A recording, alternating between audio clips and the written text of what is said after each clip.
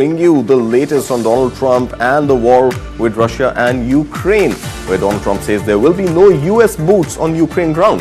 That's what we will be tracking for you in our international stories this morning. Also, China may potentially restart its rare earth magnets exports to India. That's something that we will bring you a discussion on the show, and of course also on the show. Insurance companies are now saying that a GST cut may indeed make your insurance premiums more expensive.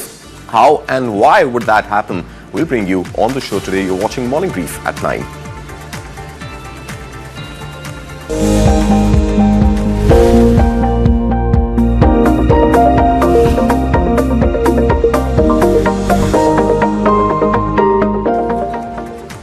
This is Morning Brief at 9. First up, let's bring you all the headlines that we're tracking for you this Wednesday morning. US President Donald Trump says there will be no US boots on ground in Ukraine.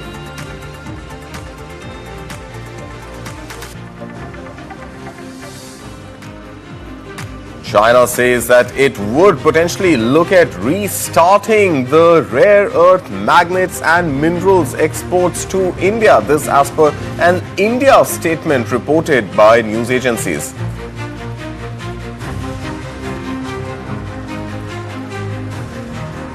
The new SBI research report says that GST 2.0 or the next-gen GST could add a consumption boost as much as 2 lakh crore rupees in the Indian economy, but the exchequer could face a tax revenue loss as high as 85,000 crore rupees. We'll bring you all the details of this SBI research report on the show today. But even with a GST rate cut expected on the insurance sector from 18% now down to potentially 5%, insurance players say that insurance premium could indeed go up. We'll tell you why on the show. The new bill has been cleared by the cabinet and is likely to be tabled in Parliament today, which essentially bans real money gaming and gambling. Government says in a bid to curb online frauds. And it's not just going to be one or two, but all iPhone 17 models will be made in India. The rollout of iPhone 17 is expected in the month of September.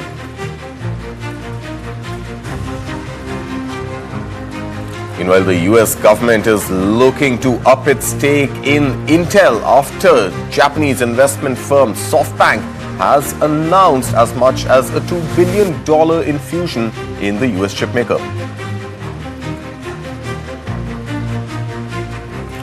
And staying with chips, especially chips for AI, after the H20 exports were approved to China, Nvidia is now working on new AI chips to take to its second largest market.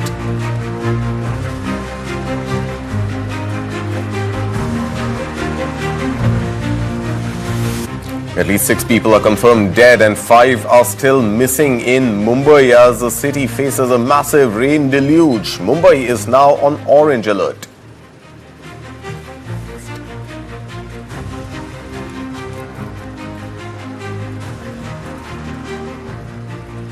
And the big story that we're tracking for you this morning, after months, if not years, of pushing for GST cut on life and health insurance premiums, it seems now that the next-gen GST or GST 2.0 reforms that Prime Minister Modi announced on Independence Day may not do much for the insurance sector. If anything, it might just work in the opposite direction. While the understanding has been that GST on insurance premium would get cut from 18% to 5% or even potentially get slashed to 0%, insurance veterans are voicing concerns that a lower GST rate would deny the industry from seeking input tax credit or ITC, and that could mean more than offset for the savings on tax that these companies may get. Now, in effect, this means a lower GST rate on insurance premium could at best keep insurance premiums static and at worst make them more expensive for consumers. Let's understand how and why with Rohit Kanodia, partner Auditors Capital, who joins us this morning. Good morning, Ritesh. Pleasure having you here with us on News 9. Just put this entire conundrum into perspective for us. At one point, there was this debate that GST should be cut on insurance companies so that the premium becomes cheaper and more affordable for consumers. But now there are industry voices which are raising the concern that if GST is lowered to 5% or even slashed to nil, the input tax credit goes away, and that means insurance premium costs could at best stay the same, if not get more expensive. Yeah, hi, good morning.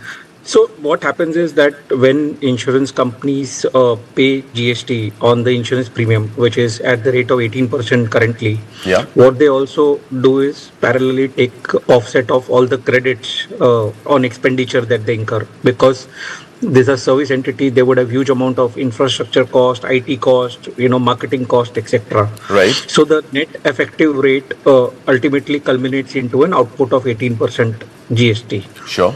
But let's take a situation where GST is brought to 5% and with no SENVAT credit, no GST credit, I mean to say. So if that be the situation, which means that they will charge 5% on the output, however, the input services of 18% would not be available to them. So the effective rate of tax would actually go up because it is 5 plus whatever is the GST on the input services.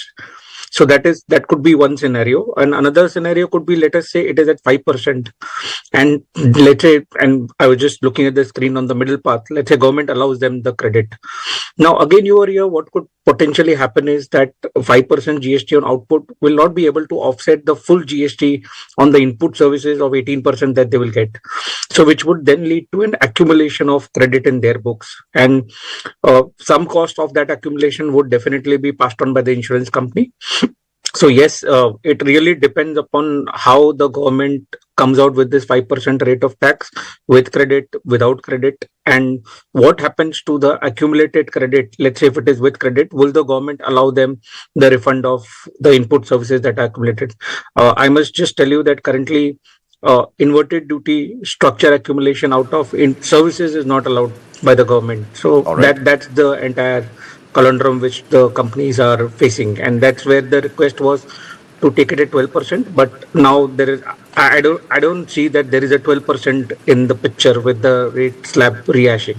But Mr. Kanodia, for the sake of argument, it seems that all the costs, like you mentioned, the infrastructure cost, the marketing cost, all other overheads that insurance companies would incur would pretty much stay the same, whether it is taxed at 18% or 5% notwithstanding.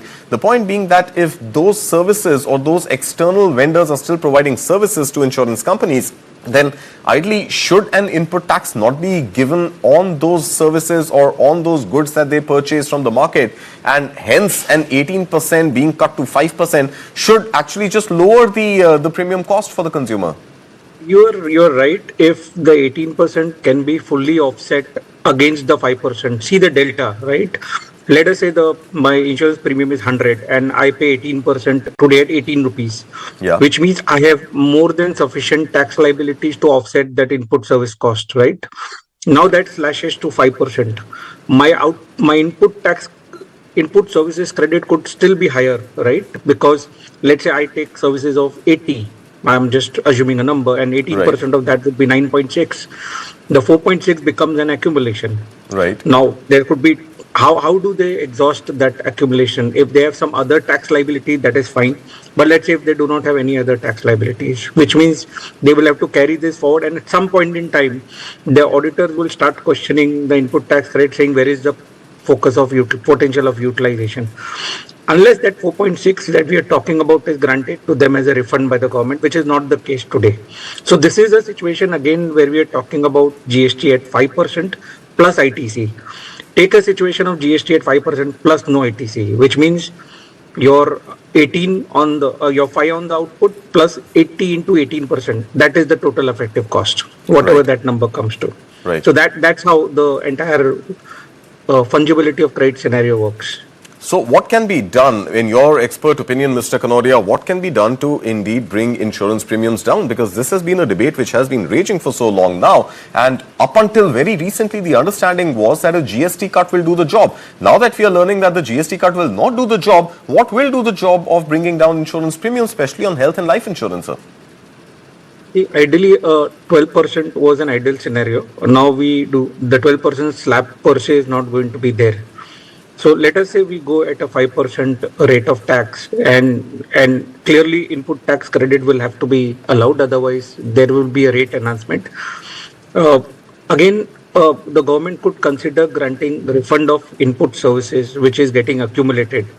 That will actually bring down this entire scenario to a actual factual reduction of 13% straight away to the consumer. So in the So interest that of the could be, consumer, sir, do you think the government has the wherewithal to allow this input tax credit to insurance companies and the refund that you mentioned?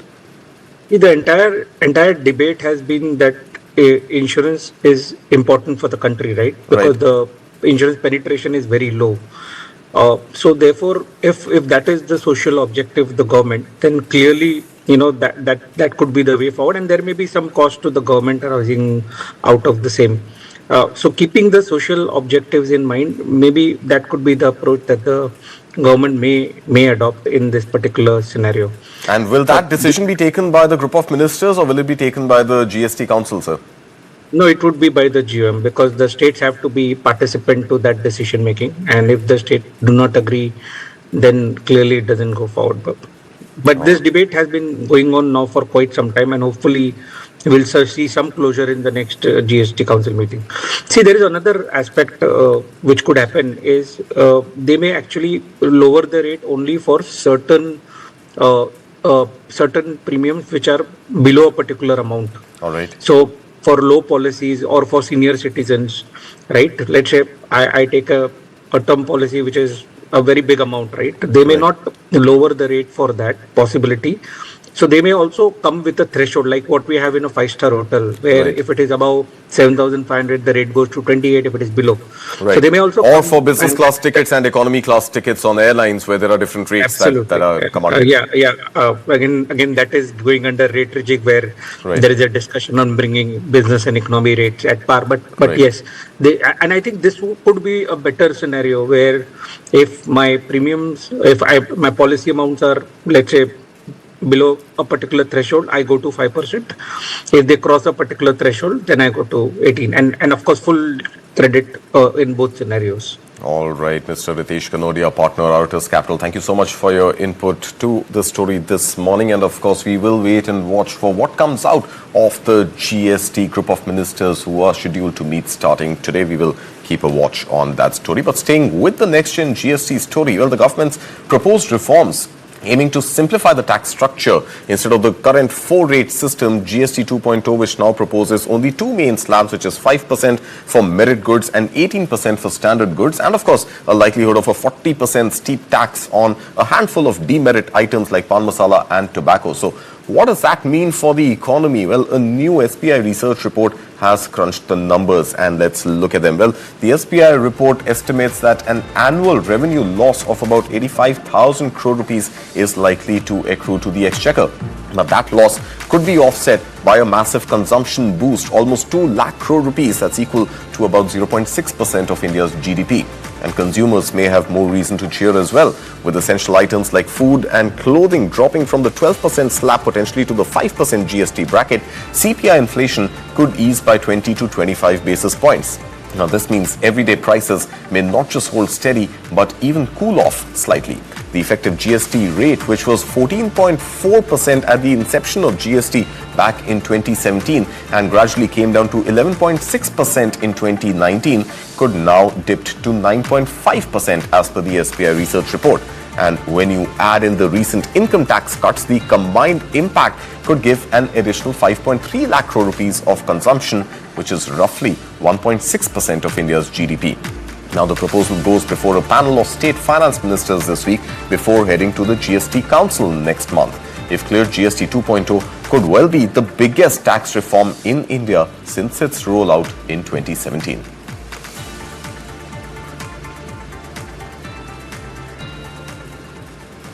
And staying with a story of interest to India's economy, now with the reset of ties in the making for India and China after 4.5-year hiatus post the 2020 Galwan Valley clash, there now seems to be a real thawing of geopolitical equations between the two neighbors. China has reportedly agreed to address India's concerns over its export curbs on fertilizers, rare earth magnets and tunnel boring machines. The move follows talks between China's Foreign Minister Wang Yi and India's External Affairs Minister S. Jaishankar. Now, sources indicate that in his meeting in New Delhi, China's visiting Foreign Minister Wang Yi has promised External Affairs Minister S. Jaishankar that China will address India's requirements in fertilizers, rare earth magnets as well as tunnel boring machines. Now, Wang Yi's visit comes weeks ahead of Prime Minister Modi's visit to Tianjin for the Shanghai Cooperation Organization Summit, his first visit to China in 7 years. Now, India's automobiles and electronics industries repeatedly flagged shortages of rare earth magnets, warning of production risks. Remember, till date, China's restrictions were linked to national security considerations amid tensions with India. In April this year, China had mandated special export licenses for 7 rare earth elements and related magnets. Earlier, automakers included Bajaj Auto had cut production due to shortages. The Ministry of Heavy Industries is also planning a 1,345 crore rupees subsidy scheme to promote domestic manufacturing of rare earth magnets. Now, the thawing of relations should serve as a welcome move for India's auto as well as white goods industry.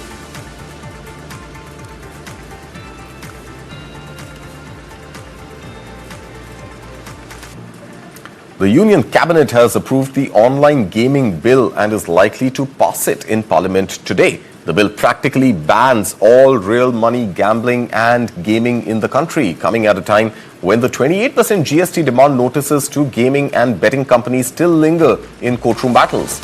The gaming industry is sounding the alarm, calling it a death knell and saying it will put an end to 400 companies, 2 lakh jobs, 25,000 crore rupees in investment, $3 billion in FDI and 20,000 crore rupees in GST contribution. So what exactly does the bill do? Well, the government says it addresses the menace of rising digital fraud cases in the country. Now, to that end, the bill proposes the prohibition of transfer of funds by banks, financial institutions or any other person towards payment for any online money games. Now, this kind of activity would hereafter be seen as an offence. It also bans endorsements by celebrities and public personalities of such platforms and apps. And while the bill prohibits online money gaming services on the one hand, it promotes e-sport and online social games. Now, the industry's reaction has been quick in coming. Gaming industry bodies, including the All India Gaming Federation, the e-Gaming Federation, the Federation of Indian Fantasy Sports, have urged the Home Ministry to reconsider the proposed bill, warning the 2 lakh crore rupees gaming industry could be crippled with job losses to the tune of 200,000. Now, tax burden to the tune of 20,000 crore rupees and the shutdown of as many as 400 companies and platforms. The gaming bodies have also warned the Home Ministry that the online and the only immediate beneficiary of the bill would be the illegal offshore gambling operators. So how big really is the online fraud that this bill aims to curb? My colleague Amit Ranjan, Executive Editor, News 9, joins me. Amit, good morning. Thank you for joining us this morning. Now, help us understand and put this in perspective. How big really is the menace of fraud in online gaming that the government is now trying to curb with this new bill? Thank you, Karthik. Let me take you through some numbers. Now, between 2020 and 2024, the number of gamers in India increased from 360 million to 500 million. Okay. Between 2023 and 2024, the amount of money lost to online fraudsters in India increased 206% from around 7,500 crores of rupees to a whopping 23,000 crores of rupees in 2024. That is how big the online fraudster menace is. Now, all of this does not come from gaming, but a large part of it does come from gaming. I'll take you through something that happened as late as the 1st of August this year, when the Hyderabad cybercrime police arrested 3 youngsters in their early 20s who had defrauded a government employee of 6.5 lakhs of rupees. They had supplied On investigation, it was found out that they had supplied 40 bank accounts to the fraudster mafia. Why did they do it? Because they were playing online games, they had lost big money in that, they had to go to repay that amount, they had to resort to online fraud. So it's a linked thing, and that is why the menace is so big. Well, of course, we know that the menace is big, but there's some differentiation here, Amit, and that differentiation is between gambling and game of skill. The game of skill is something that the government is encouraging. Esports is something that the government is encouraging. So is the bill really attacking only real money, and are all other online gamings pretty much safe in this environment? Online gaming is safe. It becomes unsafe the moment you put money in it, because Right. once you put money, celebrities come in, and that is where the advertising industry also kicks in. Right. A person playing chess online, it boosts your intellect, everything, but the moment he starts getting money for it is when an industry comes into action, and that is where the difference lies. Online games, there are a whole lot of them that can be played without any money. Right, but Amit, the concern that industry is voicing, saying that gamers will find other offshore entities to put their money in. Now, is that something that is likely to happen, especially because the government has said that no funds transfer to any gaming platform should happen from any banks or financial institutions? So can gamers pretty much try and hoodwink the system, people who want to play with real money, look at other offshore apps and put their money there? They can, and the big worry is that while banks can be monitored, Yeah. what you cannot monitor is cryptocurrency and the crypto money. Right. That leads to all sorts of other activities that's a different subject altogether. So that is what the government cannot curb, and that requires a global sort of thing. And again, that has been discussed ad nauseum on different channels. But it's the crypto money, which is obviously much bigger in volume, Right. that the government should worry about, which is obviously cannot be monitored, and the offshore gamers, who are mostly illegal tap into. All right, Amit Kumar Ranjan, thank you so much for that input this morning. And of course, we will wait and watch after the online gaming bill. Is a crypto bill next on the government's agenda? Well, with that, we will slip into a short break. Rohit Srivastav is coming up next with a mood check on the Indian stock markets. Markets seem to be losing the 4-day winning streak. We'll get you the details on the other side of the break.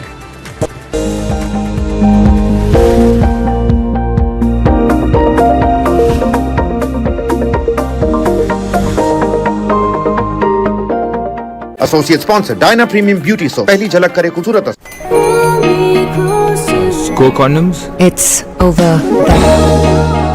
क्या ये different sizes में आता है? Actually, sir, size matter नहीं करता. तो फिर क्या मैटर करता है? The hardness Of the condom. of what's inside. For the first time ever, presenting Hard Rock Gel. अब free हर score condoms के 10 पैक के साथ.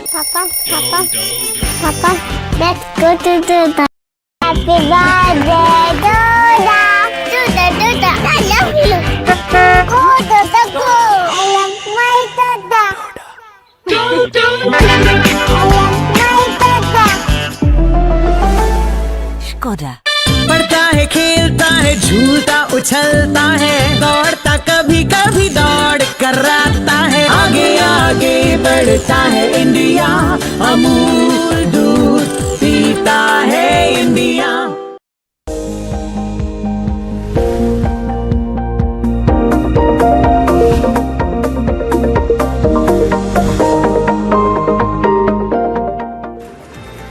Thanks for staying tuned in. You're watching Morning Brief at 9. Let's bring you a mood check on Dalal Street. Markets seem to be losing that winning streak of 4 days that we saw. 4 sessions of gains, not really continuing with that streak this morning. Sensex and Nifty have both opened in the red. There seems to be some sort of a consolidation in the markets, a gap down opening, potentially some profit booking, and investors really looking at taking some cash positions at a time like this. Sensex and Nifty both down almost 0.16, 0.818% or so.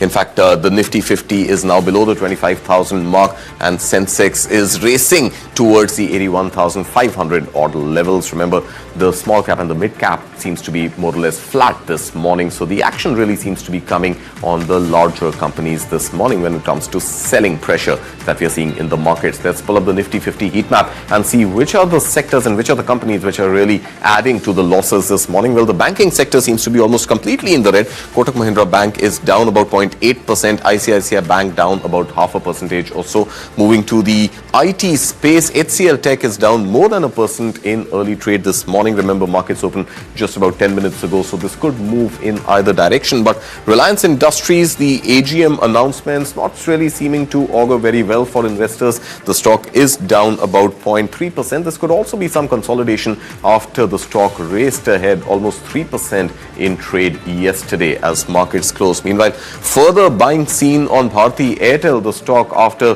climbing almost 2% at some point yesterday, is again up about 1.5% or so. Meanwhile, the consumer durables, especially auto sector, seeing a little bit of hope potentially with the thawing of relations between India and China and the export curbs on rare earth magnets beginning to ease.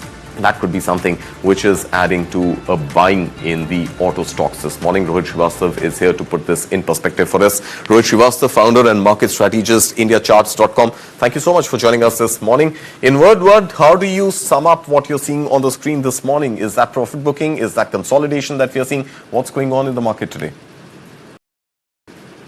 So we've seen more than 5-6 day run up in the market overall. If we just look at that, it bottomed around the 8th of August, and now we are around the 20th of August, looking at some kind of gains finally happening in the market. Right. And the judgment call is whether the worst is over. Are we out of the woods? Can we start the? So what's the judgment on that, Rohit? What is your judgment? Are we out of the woods or not as yet? Not 100%. I think we will be in probably a month's time. We should be in what we call the last stage of this correction consolidation that started from the July top. Right. And once we are done with that, I think we will have a very long winning streak in the markets. That lies ahead, I think, post September, October. Right. But between now and then, we will remain open to some risk of downside moves, Right. Or volatility. Because of all the events that are happening around us, but also because we've sort of diverged from global markets over the last couple of months, where they've continued to go higher and we've not. Right. But I think global markets are now looking tired and exhaustive, especially the US, and they may be at the start of a corrective phase. So that is going to become an additional overhang as we try to go up. So that's where I think only once those corrections have also happened, plus a lot of the negative stuff, especially related to India-US relations, is behind us. That's when we will see a sustainable move, which is why I would like to give it some more time into somewhere in September for the worst to be behind. Right. We are almost a month away from the completion of 1 year since markets saw their lifetime high. In fact, 27 September, I remember, is when markets had touched their all-time high. It's going to be almost a year to that in just about a month from now. So all the investors who had taken positions in the bull run and had invested money, waiting patiently for a year for their net returns at least to become positive, what is your advice to them? What should they do at this point? Hold on or book profits as they see them? So very clearly you're referring to investors, and for investors, it's been a bull market that is going on. This will only look like a consolidation, except if you're stuck with the wrong stocks. This has been a period of shakeout of, companies that have not been able to continue to produce the kind of earnings that the valuations demand. So if you have a stock which is trading at 70 times, for example, and if it's not growing at 30-35% per annum in terms of the earnings growth, then it's certainly going to give up a lot of those gains, because that's what the valuations are pricing in, that you'll have some kind of a CAGR on the earnings side. So I think that cleanup part is done. You can clearly see a divergence within mid caps and small caps where performance has happened and where it's not happened. But on an average, the mid and small caps are also giving us better earnings growth than the large caps. So people who've invested in that segment on an average would have done better than those in large caps. That has been probably the surprise for some people who probably thought that would correct more, but that's the fact that earnings growth is better in the smaller segment, and the performance is also going to be better in the smaller segment. It's just that you need to become a little more choosier, make sure that the stocks you've gotten into do deliver the growth that you're anticipating. Right. So should the calls be stock specific at this moment or sector specific, Rohit? Are there potential sectors where you see some momentum to build up in the coming months? So it's always a mix of both. You were mentioning the auto sector, for example, some time back, and it has been one of the outperforming segments of this market. Stocks like Hero MotoCorp or M&M have continued to rage higher, even though the market has, corrected. So they've made new highs above where they were in September. So we've clearly seen the auto sector outperform. So that does tend to happen where you'll have certain, sectors do well, and there can be multiple triggers for that. The easiest one some time back would have been to think of interest rate sensitivity, because interest rates were cut significantly in India. And I do think GST reforms are likely to augur very well for the auto sector as well. Yeah. All of that put together, because some things some things you don't. Right. But interest rate sensitivity has not worked so well maybe for real estate or metals. But I do think that interest rate sensitive sectors would do well, because there could be more rate cuts down the line as globally we move towards a lower rate environment, especially from the US side. So, and India also, because we are seeing slower growth at a macro level and the impact of tariffs, I think somewhere it will give us a lot of room to cut rates, including lower oil prices. So the rate cycle will push interest rate sensitive sectors higher, and autos is probably the first one to show that outperformance. Right. The others will come in, whether it's metals, whether it's reality. I think they will all come in on that. All right. And final word from you, Rohit. This new SBI proposal, SEBI proposal, I beg your pardon, that we saw yesterday, easing the public offering norms for very large companies. Now, some reports are indicating that that is something which is likely to do well for the eventual listing of Reliance Jio. Just put into perspective, what are these changes that SEBI has now put out as a proposal? And is it likely to impact investors? And if so, how? I would have to do a deep dive there. I've really not gone into it to be specific. Right. But every reform is usually positive. Every easing is usually positive. So I just generally think it's good news. All right. Let's leave it at that. Rohit Srivastava, thank you so much for your time, and thank you for joining us this morning on News 9. Well, we will stick with markets for just a little bit longer, because we also have Kranti Batini joining us this morning, equity strategist at Wealth Mill Security. Kranti, good morning. Pleasure having you here with us. We were just talking about Reliance and the potential possibility of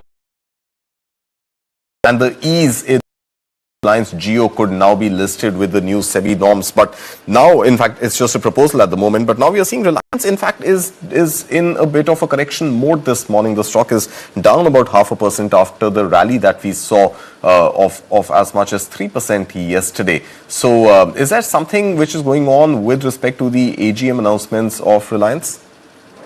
Absolutely, Karthik, as you rightly mentioned, okay, Reliance Industries yesterday was the outperformer, and it could able to sustain the market.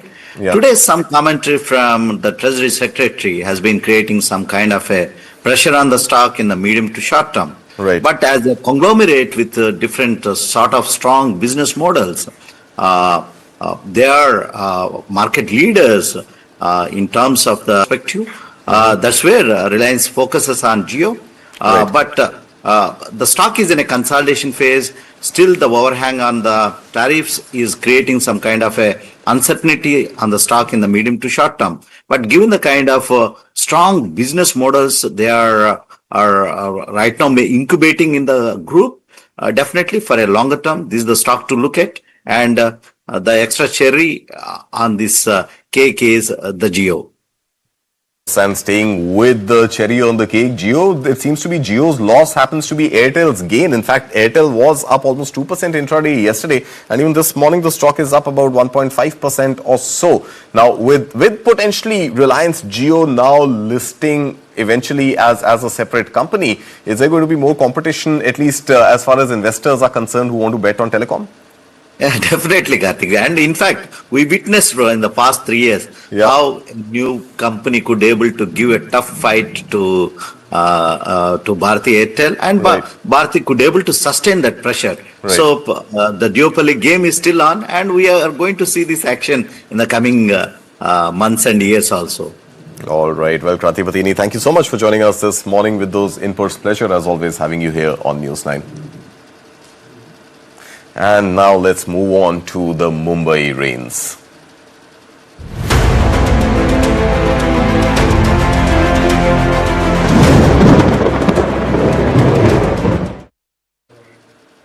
It's mayhem across Maharashtra as the IMD issued red alerts for many districts, and in fact Mumbai on orange alert this morning. The red alert continues for Thane, Ratnagiri, Palghar, Nasik and a few other cities. As many as 20 districts in and around Maharashtra which are in multiple phases of alerts from yellow to orange to red, Mumbai being on orange alert today. The maximum city, Mumbai, has been battered by rains for days now, throwing normal life out of gear. Continuous rain has brought the city to its knees, and the images on your screen are harrowing to describe really subtly. The Met Department has warned that the next 48 hours could be even worse. And amid all this, Mumbai's public transport system, the lifeline of the city that many call, has been hit the hardest with nightmarish experiences for Mumbai cars.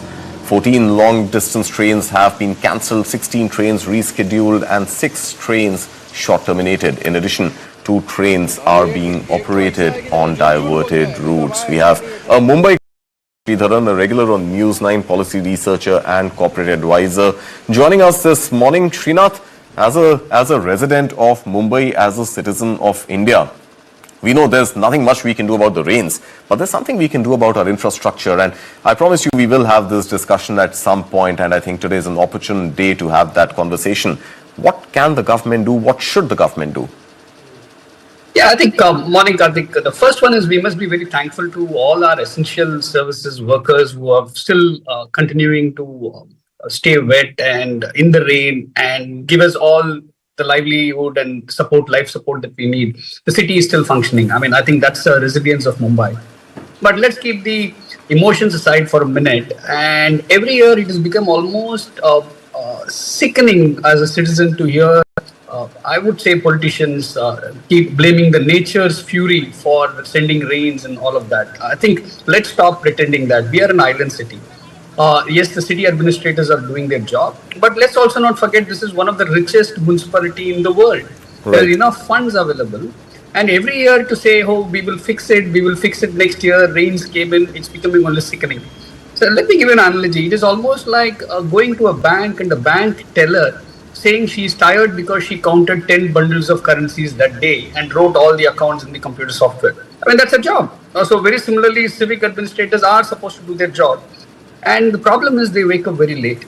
It is not unusual. It is actually common to see a lot of monsoon repairs starting only in April or May every year. And we know that come first week of June or second week of June, Mumbai is going to start having monsoon hitting it. And again, the other one is there seems to be no SOP of sort. Monday was supposedly very, very heavy rain. The school started, and in the midday, the BMC declares schools being shut. And this is a city where, I mean, while we take pride as maximum city, double income families, and when I say double income, these need not be only wealthy, even the bottomest of socio-economic category, both the husband and wife work. Where do they run to go and pick up the school? So I think a city like Mumbai and a corporation like BMC not having SOPs and protocol is sickening. But let's not blame only the government for a minute. I mean, look at the civic apathy, right? When you look, I mean, on the screen you're showing the railway tracks and people walking in. Do you know how much of microplastics and plastics, the chips packets and the water bottles thrown on the railway tracks? I mean, these are the things which actually go and kind of block all those drainages end of the day. I think that's an advice. And two, yesterday the city had issued an advisory asking people to stay home and if possible work from home. Yeah. And guess what? There were enough cars on the road. I mean, it's like sickening. Why do you have to show bravado to get out when you could, at least the white collar jobs can work from home. The others I understand. So I think Mumbaikars in a sense should stop pretending as if they are paying guests in their own city. Right. You have to take accountability for your locality. I hear you, Srinath, but at some point, you know, the perception also now seems to be that this has become such a regular phenomena that Mumbaikars, and you spoke about their resilience. Well, I don't think they have much of a choice rather than being resilient, but the fact of the matter is that perhaps this has become a regular monsoon season in Mumbai, which repeats itself, and the pattern repeats itself year after year at some point. Do you think citizens need to launch a crusade and say, hey, I want my money back. I did not pay my taxes to get this sort of infrastructure from the city. Is there some citizen action that can be taken to put pressure on the government? I mean, the answer theoretically, Karthik, is yes. And I'm using the word theoretical because how many Mumbaikars actually even know the name of the corporation municipal ward they stay in? And I will challenge that probably not more than 1 or 2 out of 10 would even know. And that too, I'm being generous with that statistics. So I think people have to be aware of their locality starting there. And nobody really wants to go take up cudgels and everybody wants to be a Twitter commentator, right? And this is exactly what I think also the political and the policy system also uses. If you did not get, for a change as a media house, you did not get all the Twitter feeds and sound bites from the various politicians who are actually saying that they're saving the city and so on and so forth, where were they a month ago when they could have done a lot of these proactive measures? True. And I think that is the point. And the city also, today, for example, the rains have kind of abated for a minute, for some time in Mumbai since morning. Yeah. And guess what? The city is all out. Everybody is back to work. Huge in 2005, and I was stuck in that water, all of that. But guess what? This is exactly, since we don't ask, we won't get. And this is also a message to the larger political and the civic administrators. You can build all the new swanky infrastructure, but if you don't retrofit the old existing infrastructure in the city, and Mumbai is a coastal city, Mumbai is made up of 7 islands. So we cannot just start building sky rises without ensuring the safety net of what nature has given is maintained. And I think that there we are not doing it. I shudder to think for all these decades that I've lived here, I think we are becoming far blasé corruption city, and we're forgetting that the roots, that the common man makes the city run. Yeah, Srinath, I hear you and I agree with you. And stay safe is all I can tell you. I see you're at home, you're indoors, and good that you're using the time to actually work from home rather than venturing out in the city. But thank you so much for joining us from your home this morning. And before we slip into a break, let's look at the global stories that we're tracking for you this morning. U.S. Treasury Secretary Scott Bessent defends higher tariffs on India's soaring Russian oil imports, spares China citing marginal increase, accuses New Delhi of profiteering and supporting Moscow's war economy.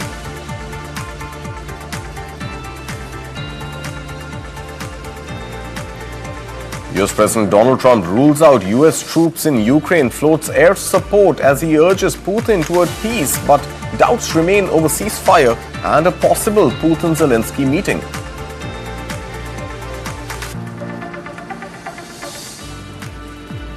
Donald Trump accuses Fed Chair Jerome Powell of hurting U.S. housing market, demands major rate cut and claims there is no inflation.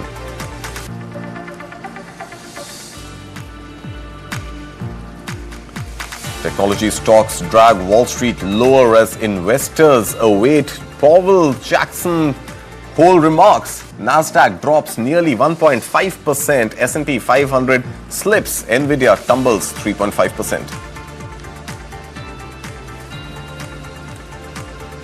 And Nvidia is developing the new B30A AI chip for China based on Blackwell architecture, more powerful than H20. And Trump hints at easing curbs, but US approval remains uncertain.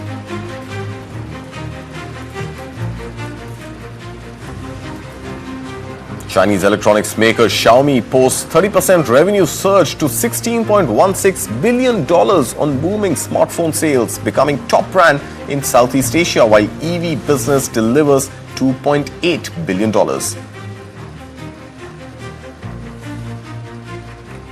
Chinese toy maker Pop Mart shares swing widely after it reports near 400% profit surge and 200% revenue jump on booming global demand for Labubu dolls, beating forecasts and boosting investor frenzy.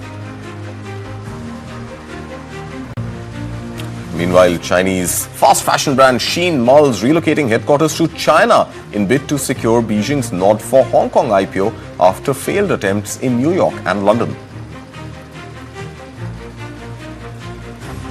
And in a twist of fate, as they call it, White House launches official TikTok account to amplify Trump's message and reach young voters despite lingering security concerns. These stories on the other side of the break. You're watching Morning Brief at 9.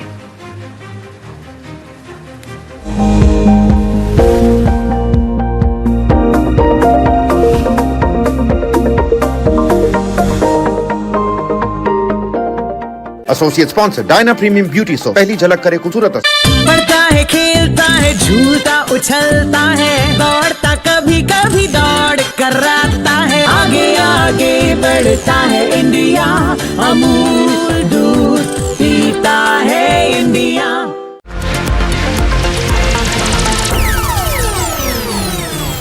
What is to the nines? In literal terms, it's perfection. But to us, it's not just a phrase, it's an attitude. One that starts at your desk and sends a statement to the world. To the nines is about taking charge. It's a way of life where every seam, every fold, is crafted with excellence. It's timeless elegance and uncompromising quality made for the corner office. It's the ideas that inspire redefining order and elevating the tabletop. To the nines, for the leaders of today and the visionaries of tomorrow. Hi, this is Baman Irani. Hi, this is Karishma Tanna. Hi, I'm Nushat Bharucha. Catch this conversation on News 9. Catch this conversation on News 9. Catch me and this conversation on News 9. Hi, this is Shahid Kapoor and catch this conversation on News 9.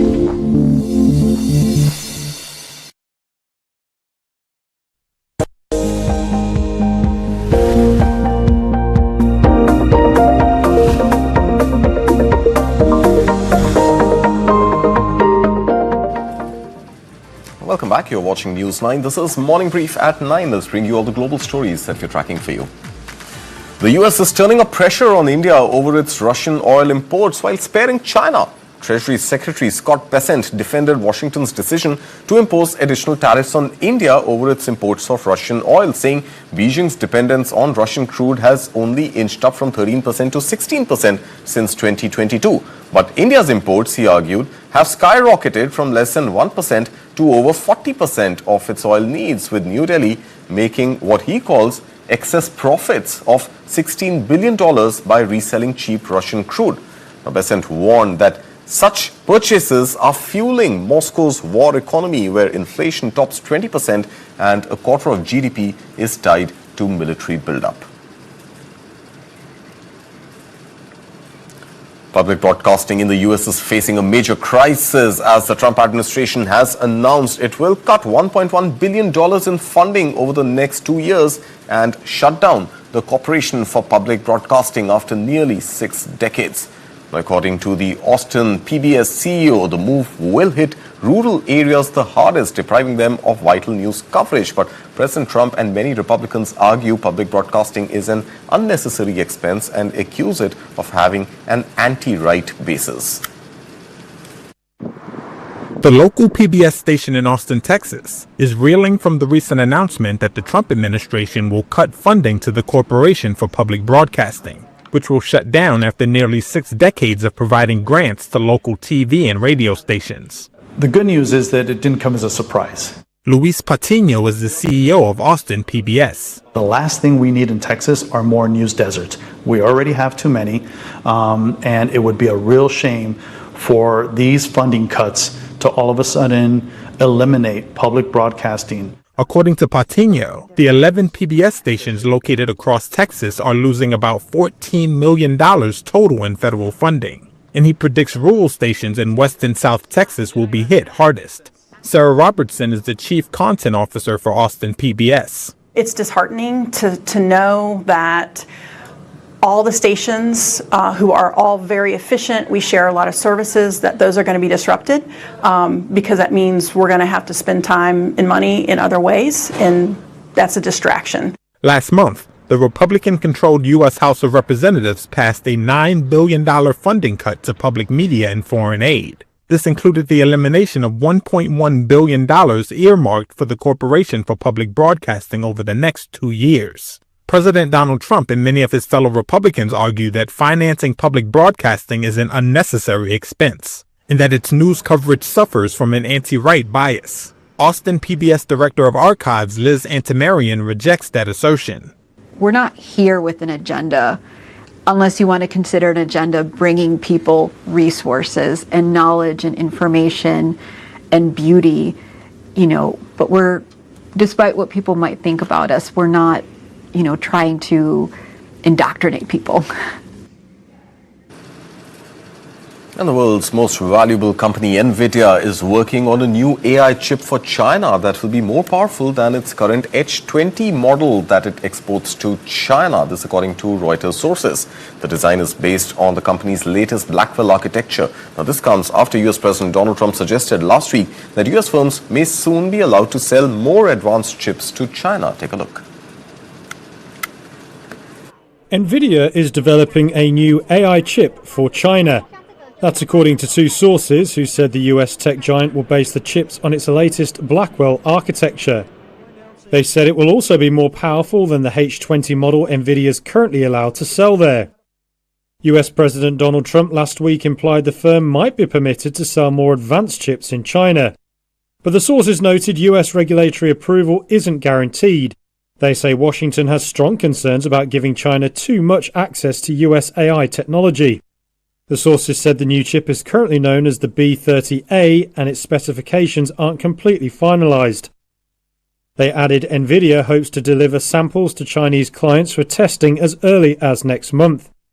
Nvidia said in a statement, "We evaluate a variety of products for our roadmap so that we can be prepared to compete to the extent that governments allow." The US Department of Commerce did not respond to a Reuters request for comment. China generated 13% of Nvidia's revenue in the past financial year. The company only received permission in July to resume sales of the H20 after it was ordered to stop in April. The chip was developed specifically for China after export restrictions were put in place 2 years ago. Trump said last week he might allow Nvidia to sell a scaled-down version of its next-generation chip in China. That's after he announced an unprecedented deal that will see Nvidia and rival AMD give the US government 15% of revenue from sales of some advanced chips in China. Chinese electronic major Xiaomi reported a sharp jump in earnings on Tuesday, with second quarter revenue up more than 30% to $16.2 billion, beating forecasts. Now, adjusted net profit rose by 3/4 from a year ago. Now, the company said booming smartphone sales, especially in Southeast Asia, where it became the top brand, drove the gains. Take a look. Xiaomi said Tuesday a rise in smartphone sales helped to boost its second quarter earnings by over 30%. Revenue for the quarter was a forecast-beating $16.16 billion, while adjusted net profit rose by 3/4 year-on-year, also above analyst expectations. The Chinese tech company said it became the best-selling smartphone brand in Southeast Asia in the second quarter and took second place by shipments in Europe. Meanwhile, its electric vehicle business generated almost $2.87 billion in revenue during the quarter. That's up from just over $2.5 billion in the first quarter. It's delivered around 81,300 cars in the June period, over 5,400 more than from January to March. Its second EV model, YU7, was launched in late June, with the deliveries only beginning last month. That means it has yet to be reflected in results. Its new initiatives, including EV and AI, also narrowed a loss from the first quarter. Xiaomi's Hong Kong-listed shares have risen 52% so far this year. And on to the fast fashion giant Shein now, which is mulling a move back to China. Now, Bloomberg says the retailer, currently headquartered in Singapore, has considered relocating its base to win Beijing's approval for a planned Hong Kong IPO. Now, according to Reuters sources, Shein is already consulting lawyers on setting up a parent company in mainland China. Take a look. Fast fashion brand Shein has considered relocating its headquarters back to China. That's according to a Bloomberg report Tuesday, citing sources. It said this move would be part of efforts to gain Beijing's approval for its planned Hong Kong IPO. The Chinese retailer, headquartered in Singapore, has consulted lawyers on setting up a parent company in mainland China, the report said. It added that discussions were only preliminary, with no guarantee of Shein finalising the move. Reuters could not immediately verify the report. Shein did not immediately respond to Reuters' request for comment. The retail group has spent years attempting to list, first in New York and then in London. It's also failed to get approval from China's securities regulator for an offshore IPO, amid increased tensions between Beijing and Washington. Shein is currently aiming to list in Hong Kong. And finally, the White House has officially joined TikTok.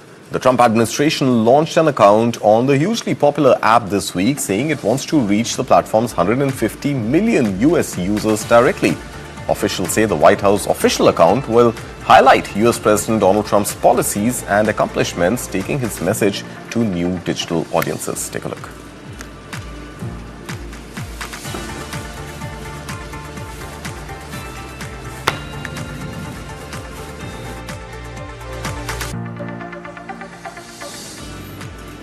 And that's quite a U-turn on Donald Trump, who at one point wanted TikTok to be bought by an American organization. But well, we leave it at that on this edition of Morning Brief at 9. News continues right here on News 9. Thank you so much for watching.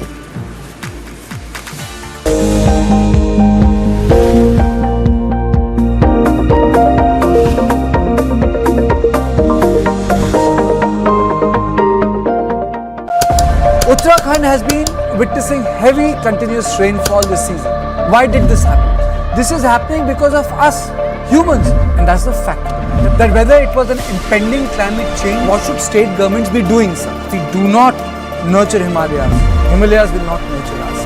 After targeting India on its alleged high tariffs, New Delhi stands firm against Trump's bullying. 1 crore voters add हुए थे, जो हमें मिला है वो atom bomb. I really expect that our political parties should respect for institutions which are mandated by the Constitution.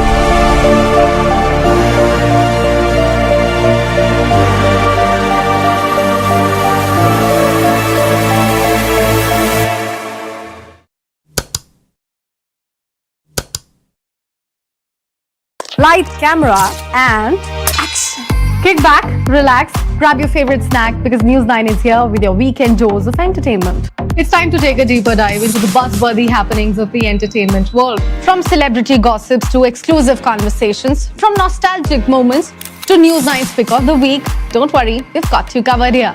And I hope you've grabbed your popcorn by now because News 9's page 3 is here to serve you everything that we call entertainment. So do stay tuned every Saturday and Sunday, 2:30 p.m.